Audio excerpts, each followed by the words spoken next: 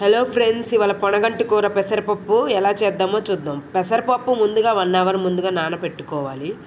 Pan వెలిగించి నూనె వేసుకొని వెల్లుల్లిపాయలు, పోపు దినుసులన్నీ వేసుకోవాలి. బాగా వేగనివ్వాలి వాటిని. పొనగంటి కూర వల్ల చాలా ప్రయోజనాలే ఉన్నాయి. కంటి మసక తగ్గుతుంది, లైఫ్లో లివర్ డ్యామేజే రాదు, కాల్షియం పాలల్లో కంటే ఎక్కువ కాల్షియం పొనగంటి కూరలో ఉంటుంది. బాగా వేగిన తర్వాత పొనగంటి కూర శుభ్రంగా కడిగిన పొనగంటి కూర వేసేసుకోవాలి.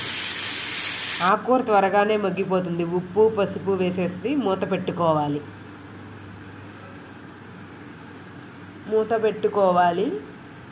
ఆకుకూర త్వరగానే మగ్గిపోతుంది. ఆకుకూర మగ్గంగానే పెసరపప్పు వేసుకోవాలి. పెసరపప్పు కొద్దిగా ఉడకాలి కాబట్టి కారం వేసిన తర్వాత కొద్దిగా వాటర్ పోసుకుంటే పెసరపప్పు త్వరగానే ఉడికిపోతుంది. 1 అవర్ నానబెట్టాం కాబట్టి. పొనగంటి కూర వల్ల చాలా ప్రయోజనాలే ఉన్నాయి. రోజు తిన్నా కూడా మనకి ఎటువంటి హాని చేయదు. పొనగంటి కూర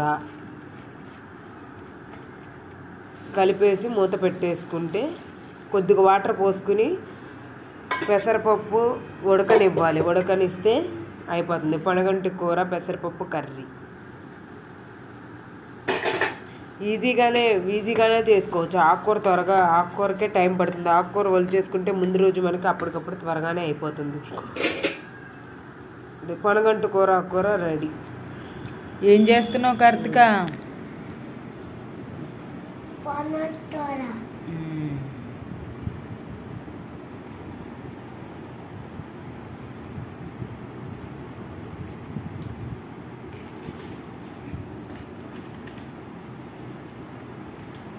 ఒలుస్తున్నానని చెప్పు.